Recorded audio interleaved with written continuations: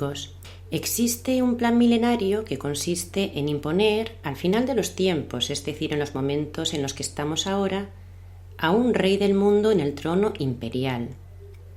Un Mesías que domine el planeta entero instaurando el proyecto Illuminati de un nuevo orden mundial.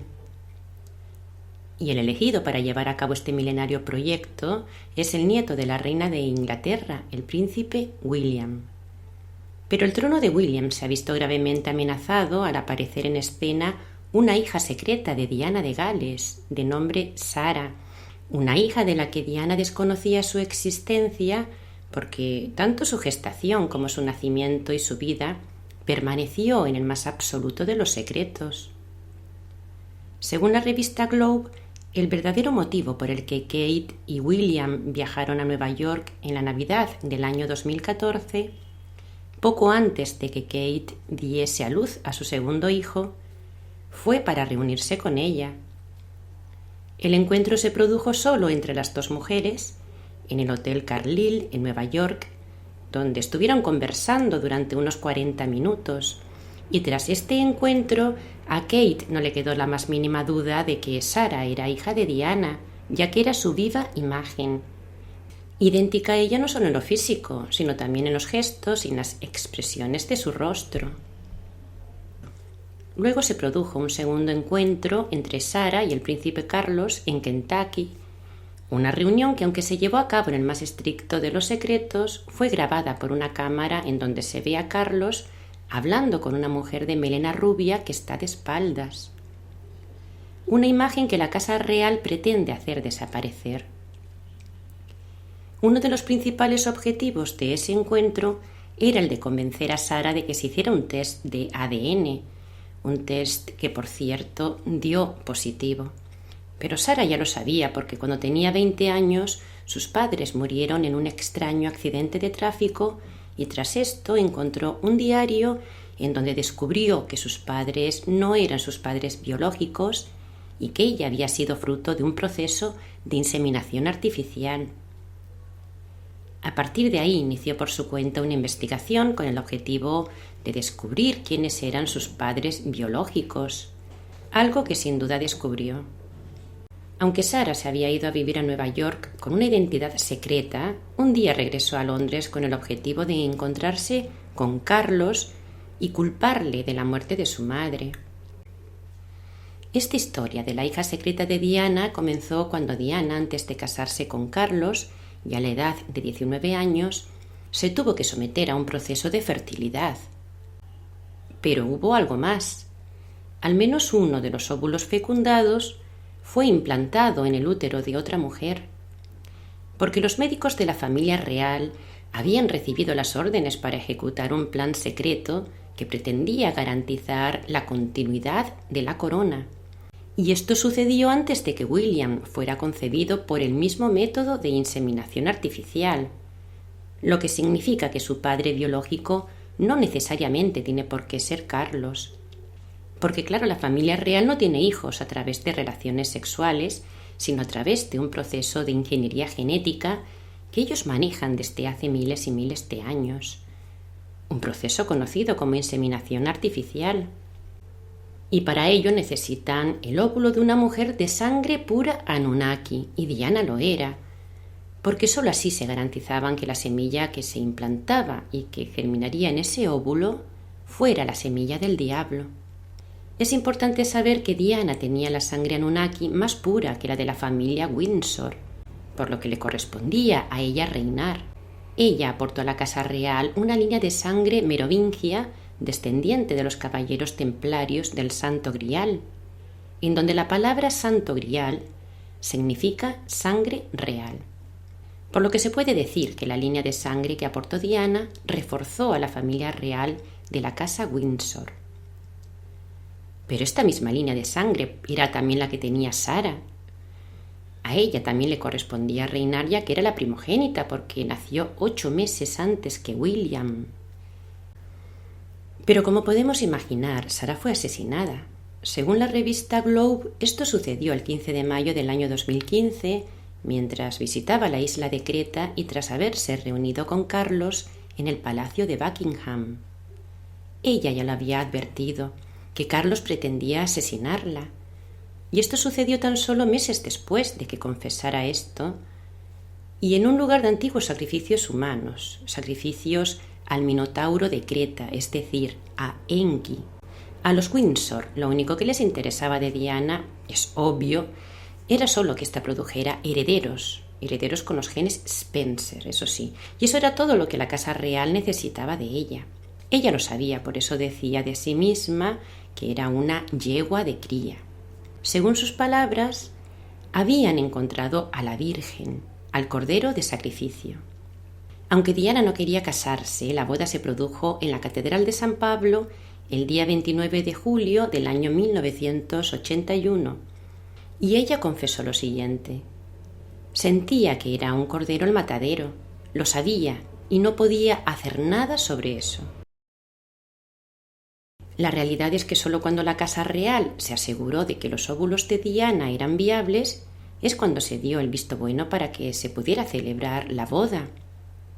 8 meses después del nacimiento de Sarah, nació William, el día 21 de junio del año 1982, en pleno solsticio de verano y tras un eclipse solar. Y esto no es casualidad, ya que su fecundación se llevó a cabo en el momento adecuado para que éste pudiera nacer en esa fecha importante de celebración satánica y de sacrificios. Es evidente que William es el elegido de la reina Isabel y que Diana fue utilizada como madre portadora de los descendientes reales, de tal manera que cuando ya consiguieron su objetivo de tener en William a su perfecto descendiente, se decidió la muerte de Diana. Las dos familias, la Windsor y la Spencer, habían dirigido toda la vida de Diana desde su nacimiento hasta su muerte. Ella recordaba cuando era niña y era llevada todas las vacaciones a la residencia de la reina, en donde siempre le ponían la misma película, Chitty Chitty Bang Bang, escrita por Ian Fleming, agente de la CIA y, por cierto, el creador de la serie de los agentes 007, también amigo del mago negro Aleister Crowley. En esta película aparece un rey y una reina que odian a los niños y, envían a personas que secuestran a estos niños, los encierran en jaulas y los llevan al castillo donde son confinados en los calabozos. El castillo que aparece en la película había sido utilizado anteriormente como modelo para los castillos que aparecen en las películas de Cenicienta y de la Bella Durmiente. Pero la realidad es que los castillos donde vive la realeza han sido construidos sobre entradas al mundo subterráneo y son lugares de sacrificios, sobre todo de niños. Pues bien, con el asesinato de Diana se consiguieron varios objetivos. No solo se la quitaron de encima, puesto que ya había cumplido con su cometido y era molesta, sino que también se quitaban de en medio al bebé que ella esperaba, por lo que se trató de un doble sacrificio ritual, ya que Diana estaba embarazada de unos 3 meses en el momento de su muerte, algo que podía hacer peligrar los planes de la reina. Y los planes de la reina es que sea William el futuro rey, un futuro rey cuyo linaje se remonta al rey David, por lo que se puede decir que William lleva la semilla del diablo.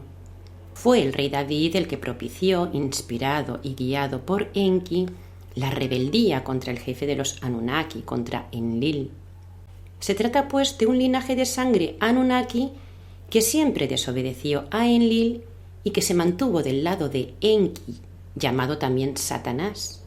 De aquí habría de salir al final de los tiempos el Mesías esperado, que significa que Enki volvería a reinar en la superficie con cuerpo humano sobre todas las naciones del mundo.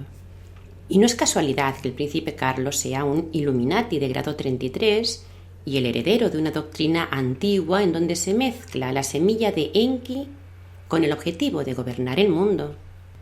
Cuando Nostradamus se refería en sus cuartillas a la llegada del gran monarca o el gran rey, todos sabían que el elegido para ocupar ese lugar debía ser de la dinastía merovingia, porque tan solo así se aseguraban la hegemonía tanto del papado como del imperio y del Vaticano. Se trata de una dinastía de reyes hechiceros que poseen unos conocimientos secretos procedentes del mundo subterráneo, personas que se han organizado en diferentes órdenes de caballería, siendo los caballeros templarios la más importante. De hecho, Nostradamus se refiere con frecuencia a ellos, a los caballeros templarios, una hermandad que sigue existiendo al día de hoy, pero con otro nombre, con el nombre de la Orden de la Jarreta. El símbolo de la Orden de la Jarreta es la concha marina, que también es el símbolo del escudo de armas de la familia Spencer. Se trata de la concha marina que simboliza la salida de Inanna del inframundo, también llamada Venus o Afrodita. Es un simbolismo relacionado con la creación de cuerpos físicos de apariencia humana, unos cuerpos que los Anunnaki habitan en nuestro planeta. Y el mar es el lugar a través del cual se puede acceder a ese laboratorio subterráneo de ingeniería genética en donde se encuentra Enki. Por este motivo, Enki también es conocido como Poseidón, dios del mar. William fue iniciado en la Orden de la Jarreta en el mes de junio, que es el mes escogido para la admisión de nuevos socios, y la ceremonia se llevó a cabo en la capilla de San Jorge en el castillo de Windsor. La grandiosa Orden Noble de la Jarreta es la más antigua orden de caballería que sobrevive y la orden cristiana más prestigiosa y exclusiva dentro del Código de Caballería, y tiene otro importante símbolo que es el león encima de la corona. Este símbolo pertenece a la casa de David, es decir, a los descendientes del rey David. Se trata de una orden que imita el trono establecido en el cielo, el trono de Enlil, por lo que se compone de 24 caballeros más el rey y su primogénito, que es el heredero a la corona. Es la responsable de la creación de los Illuminati modernos o Iluminados de Baviera, y también encabeza y controla el Comité Oculto de los 300, que es la organización mundial secreta Anunnaki, cuyo objetivo es facilitar la creación del nuevo orden mundial. Se trata del Consejo de Estado en el que confía la reina en su afán por imponer a su Cristo masónico, a su Mesías. Quiero recordar que Enki se relaciona con Cristo y que Cristo no tiene nada que ver con Jesús. Estamos hablando de que el nombre de Cristo, que en griego significa ungido, Mesías, es un calificativo usado por Enki. Por eso estamos hablando de una orden cristiana. El Cristo masónico es también conocido como el Mesías, que vendrá al final de los tiempos, y curiosamente William ha sido entrenado no para ser solo rey de Inglaterra, sino para ser el rey del mundo. Porque quien controla el mundo no es Estados Unidos, sino Gran Bretaña. De hecho, la cabeza del gran imperio se encuentra en Londres y en concreto en la Casa Real Británica. Por este motivo, el Comité de los 300 está presidido por la reina Isabel. Por lo que no es de extrañar que los principales personajes de la historia de los Estados Unidos estén no solo relacionados entre sí, sino también con la monarquía inglesa. Y no es casualidad que la ciudad de Nueva York se llame de esa manera y tenga el símbolo de la Estatua de la Libertad, una Estatua de la Libertad que representa a Enki iluminando el mundo. El nombre York está relacionado con una de las principales familias Anunnaki, cuyo símbolo es la rosa de York, un símbolo que también se encuentra en la tumba de Diana y que la identifica como poseedora del linaje puro merovingio, un linaje procedente de Inanna, la diosa de la fecundidad, conocida también con el nombre de Diana. La Catedral de París está construida sobre un antiguo enclave merovingio de culto a la diosa Diana y por este motivo se llama Nuestra Señora Notre Dame. Pero también el lugar en donde Diana de Gales fue asesinada es otro antiguo enclave de sacrificios rituales dedicados a la misma diosa, un lugar llamado Puente del Alma. En este mismo lugar y durante la Revolución Francesa fue decapitada la reina María Antonieta, un lugar que se encuentra coronado con otra llama flameante como la de la Estatua de la Libertad. Con respecto al Puente del Alma, tenemos un concepto equivocado sobre lo que significa la palabra alma. Una palabra que usamos con mucha frecuencia, pero que a mí personalmente nunca me ha gustado. ¿Por qué? Porque la palabra alma hace alusión a la diosa Anunnaki, o diosa de la luna, es decir, a Inanna, también llamada Diana. Por lo que el Puente del Alma se podría traducir como el puente de la diosa de la luna. Alma en hebreo significa virgen, pero esta palabra hace alusión a la mujer que concibe sin haber tenido antes relaciones sexuales. Y este es el caso de la diosa Inanna, puesto que sus hijos han sido concebidos por inseminación artificial. En Isaías capítulo 7 podemos leer que Acaz, rey de Judá, menciona que un alma dará a luz a un hijo que todavía va a ser muy joven cuando los enemigos de Judá sean destruidos. Y ese alma ya se encuentra embarazada. Los cristianos identifican el alma de esta profecía con la Virgen María, que es la misma diosa Inanna llamada Isis en Egipto. El caso es que todo lo relacionado con el asesinato ritual de Diana está lleno de simbolismo anunnaki. Así fue como antes de su asesinato, Diana fue llevada a través de la plaza de la Concorde, donde se encuentra el obelisco, un obelisco traído desde Luxor, en Egipto, y que simboliza el pene de Osiris, símbolo también de la fecundidad. Cuando Osiris fue asesinado, Isis fue en busca de los trozos de su marido que se hallaban diseminados, lo que simboliza que fue en busca de su ADN para poder crear así a Horus. Por eso a Inanna se la conoce como Diana, porque Diana es en inglés DNA, o sea, ADN. Simboliza la inseminación artificial con la que Isis revivió a Osiris en el cuerpo de Horus. Ahora bien, si no era el príncipe Carlos el padre de sus hijos, ¿quién era entonces el portador del ADN paterno?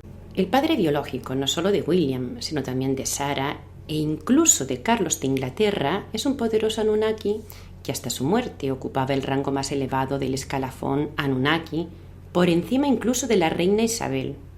Guy de Rothschild, conocido como el Marqués de Livos y también como Pindar, que significa pene del dragón, se encontraba en el Puente del Alma la noche del asesinato de Diana con el objetivo de llevar a cabo el ritual de sacrificio. Él fue el que aportó la semilla del diablo, el ADN, por lo que no es de extrañar que Carlos se parezca físicamente a él, aunque Sara y William sacaron más parecido a Diana. Esta dinastía merovingia obtuvo una enorme victoria en el siglo XV en la llamada Guerra de las Dos Rosas, que se llevó a cabo entre la casa de Lancaster y la casa de York, una guerra que estableció en el poder a la dinastía Tudor. Eduardo IV fue el primer rey de Inglaterra de la casa de York, y de su matrimonio con Isabel Woodville nacieron 11 hijos. A la muerte del rey le sucedió su primogénito varón, que se coronó como Eduardo V de Inglaterra, pero el tío del nuevo rey, Ricardo, duque de Gloucester, declaró nulo el matrimonio de Eduardo IV y de Isabel Woodville, por lo que los hijos habidos en el matrimonio quedaron como bastardos sin derecho al trono. Ricardo mandó secuestrar al nuevo rey y a su hermano menor y los confinó en los calabozos de la Torre de Londres, donde nunca más se volvió a saber de ellos, de los llamados príncipes de la Torre.